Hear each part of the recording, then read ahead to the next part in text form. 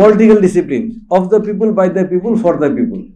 আমাদের এখানে of the people, by the people, for me.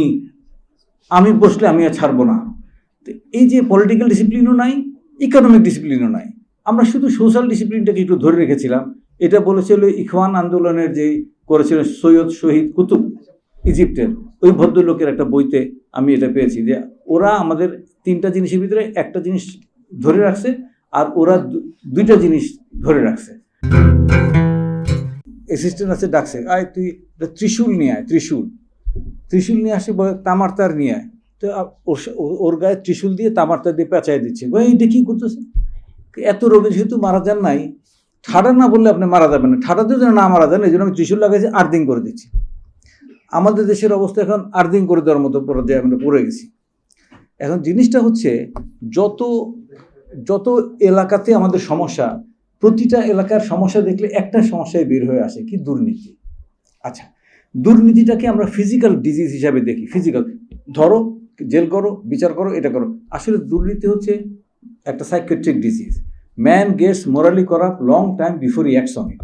মানসিকভাবে দুর্নীতিগ্রস্ত হলে হয়। আচ্ছা, আপনারা একটু চিন্তা করে দেখেন, পৃথিবীতে কোনো ডেভেলপ কান্ট্রি নাই যেই দেশের নাগরিক আন্ডার ডেভেলপ। নিচু জাতের কোনো দেশ কখনো ডেভেলপ নেশন হতে পারে না। প্রতিটা ডেভেলপ নেশন দেখলে দেখা যায় বোধহয় চরিত্র, আখলাক, কন্ডাক্ট, সোশ্যাল নর্মস অনেক ডেভেলপ। তাদের political discipline, economic discipline and social discipline, এটা আমাদের চেয়ে অনেক হাই। হ্যাঁ, একটা পর্যায়ে গিয়ে ওয়েস্টার্ন ওয়ার্ল্ড সোশ্যাল ডিসিপ্লিনটাকে ছেড়ে দিছে, বাট ইকোনমিক ডিসিপ্লিন কি? মিথ্যা কথা বলবে না, ভেজাল দেবে না, ওজনে কম দেবে না, খারাপ প্রোডাক্ট বিক্রি করবে না। এই যে ইকোনমিক ডিসিপ্লিনটার কারণে they have gone up. Political discipline of the people, by the people, for the পিপুল।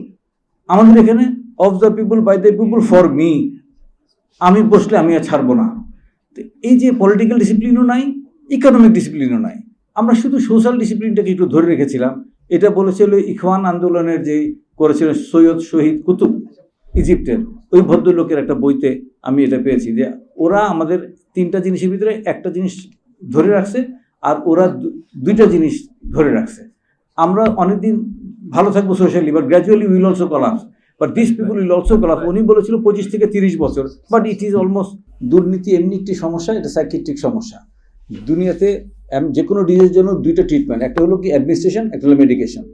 আর এই সাইকিয়াট্রিক ট্রিটমেন্টের জন্য তিনটা: medication, administration and counselling. That the nation is suffering from psychiatric disease, it needs counseling. And কাউন্সেলিংটা কিভাবে হবে? Counselling করতে গেলে quarantine arrangement দরকার, যে মাদকাসক্ত নিরাময় কেন্দ্র ওখানে ঢুকাতে হবে। তো জাতিকে তো ঢুকানো যাবে না, জাতিকে কি করতে হবে? We need to do brain wash. পৃথিবীর যে শ্রেষ্ঠ psychological warfare expert Yuri Bezmenov, he said that to destroy a nation you need a generation to grow, or to grow a nation again you need a generation to grow. একটা জেনারেশনকে ধরতে হবে, সে point এ থেকে point বিতে চলে যাবে। কে বলেছে? Yuri Bezmenov. আপনি ইউটিউবে গিয়ে সার্চ দিলে তার শত he is a defector from Russia to America. 150 ইউনিভার্সিটিতে ভিজিটিং প্রফেসর ছিল, বোধহয় রিসেন্টলি হি ডায়েড। আর সে বলছে যে একটা জাতিকে ধ্বংস করার কিছু সমস্যা নাই, if you control the mind. তারা বলছে mind control, brainwash, psychological warfare, active measure and ideological subversion. এতে তোমার কোয়ারেন্টাইনে ঢুকাতে হবে না, জাতি আস্তে আস্তে কলাপস করে যাবে। বলছে একটা জাতিকে ধ্বংস করতে যুদ্ধের দরকার নেই, তুমি দুর্নীতিকে ছেড়ে দাও, ওপেন করে দাও দুর্নীতি, এবং তুমি তাদের এডুকেশনটাকে শেষ করে দাও, তো কান্ট্রি উইল কলাপস। অ্যান্ড আমরা এডুকেশন এমনি বলার অনেক কিছু আছে, because I M a writer of daily star on anti corruption for long time, 3.5 years। তো এটা আমার গবেষণা 34 বছরের। So if I am allowed to talk, I can talk whole day and whole night. So that's why I was asking ভাই যে আমাকে যে কোনো সময় আপনি বললে I will stop. But this is an interesting subject. এটা করা যায়, it's a doable problem. আমরা যে প্রবলেমটা কন্টিনিউয়াসলি ফ্রন্টাল ডিগবাজি দিচ্ছি, it is a doable problem, it can be solved. But the point is, it is a passion of mine which has turned into a vision, and finally I found out the mission. But when I talk about this to the concerned people, for them it becomes a task. When it becomes a task, he cannot take it. Just a minute. Level of understanding is 5. If I read a book, I come to know, or a paper, or a news. If I read second time, I understand. If I read third time, I realize. If I read fourth times, I perceive. Indriyoদের উপলব্ধি করি. If I practice on it, I conceive an idea parallel to that or onto that. তো এই যে বিষয়টা, how to clean heart and mind of the people, it needs a passion of the people. আমি বুয়েটে মানে seminar করেছি কিউনোট speaker হিসাবে অনেক জায়গায়, কিন্তু রেজাল্ট আসেনি। কেন? It has to be start from the administration, from the state. It has to start যে আমি আমার জাতিটাকে ক্লিন করব। জাতি উন্নতি না হলে দেশের ডেভেলপমেন্ট কোনোদিনই হবে না। উন্নত জাতি উন্নত দেশ দেয়, অনুন্নত জাতি অনুন্নত দেশ দেয়। আমরা জাতি হিসেবে দুর্বল। এ politician looks for the election and power, and a leader looks for the next generation. We do not have any leader, unfortunately. Thank you very much. Assalamu alaikum.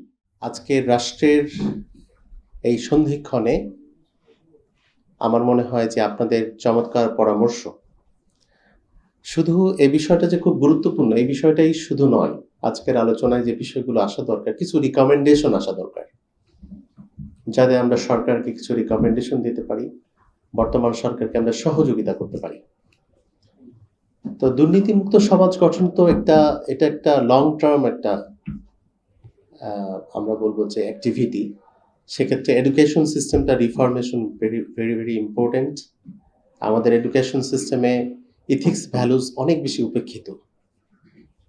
আমরা বাংলাদেশের 90% মুসলিম, কিন্তু সেখানে ইসলামী বা রিলিজিয়াস এডুকেশনটা থাকা যে দরকার, সে বিষয়টা আমাদের দেশে অনেক বেশি উপেক্ষিত। এই বিষয়ে আমাদের একটা রিকমেন্ডেশন আসা দরকার, যদি একটা লং টার্ম। আর পাশাপাশি যে জায়গাগুলোতে আমাদের দেশের, আমাদের রাষ্ট্রের যে জায়গাগুলোতে সমস্যা রয়েছে, সেই জায়গাগুলোতে আমরা কিভাবে মেরামত করতে পারি। আর সেক্ষেত্রে আমরা দেখেছি বাংলাদেশের মানুষ, এই যে অনেক নির্বাচন হয়, আমরা বলবো যে যেটাকে ডেমোক্রেসি বলছি আমরা, সেই ডেমোক্রেসির সুফল কিন্তু আমরা পাচ্ছি না। কেন পাচ্ছি না? সেখানে ক্ষমতার ভারসাম্যের একটা বিষয় আছে। যেন আমাদের প্রধানমন্ত্রীর ক্ষমতা, আমরা যেটা কনস্টিটিউশন থেকে আসার সময় একটু দেখার চেষ্টা করছিলাম, আমাদের সাথে একজন জাস্টিস ছিলেন, তো প্রধানমন্ত্রীর ক্ষমতা হচ্ছে সর্বাধিক, সবকিছুরই প্রধানমন্ত্রীর ক্ষমতা, এবং সে আজীবন থাকতে পারে। টু টার্ম থাকার ব্যাপারটাও এখানে ব্যালেন্স হতে পারে, ক্ষমতার ভারসাম্য নিয়ে আসা। আমাদের গোটা রাষ্ট্রযন্ত্রে আমাদের কি সমস্যা রয়েছে? ইলেকশন হচ্ছে, ইলেকশনের পরে আমরা সুফল পাচ্ছি না। আর কিভাবে গোটা রাষ্ট্রযন্ত্র বিক্রি হয়ে যাচ্ছে এবং ভোটের আগের দিন রাতেই ভোট হয়ে যাচ্ছে, টোটাল প্রশাসন এখানে কনভিন্সড হয়ে যাচ্ছে এবং গভর্নমেন্ট এটাকে কন্টিনিউ করতে পারছে। এবং বিরাট ফ্যাসিবাদের আমরা জাতাকলে দীর্ঘদিন ধরে আমরা বলা যায় নিষ্পেষিত হয়েছি। আমরা দীর্ঘদিন ধরে অনিশ্চয়তার দিকে যাত্রা শুরু করেছিলাম। বাংলাদেশের সেই উন্নয়নের পথে আমরা আজকে গ্লোবাল ভিলেজে বাংলাদেশের এই যে উন্নয়নের ক্ষেত্রে কি সমস্যা, আমরা কেন আজকে সারা বিশ্বের মতো উন্নত জাতিতে পরিণত হতে পারছি না, আমাদের কোথায় আমাদের শর্টকামিংস রয়েছে, এই বিষয়গুলো আজকের আলোচকদের কাছ থেকে ইনশাআল্লাহ আমরা চমৎকার কিছু আমরা আলোচনা শুনবো এবং রিকমেন্ডেশন আকারে আমরা যদি বিষয়গুলো যদি সরকারের কাছে উপস্থাপন করতে পারি, তাহলে আশা করা যায় আজকে এই গোলটেবিল আলোচনাটা সফল সার্থক হবে ইনশাআল্লাহ। এই প্রত্যাশা ব্যক্ত করে আবারও আপনাদেরকে অভিনন্দন জানিয়ে, আপনারা অনেক কষ্ট করে এসেছেন, আমি আমার ওয়েলকাম স্পিচ এখানেই শেষ করছি। আসসালামু আলাইকুম ওয়া রাহমাতুল্লাহ।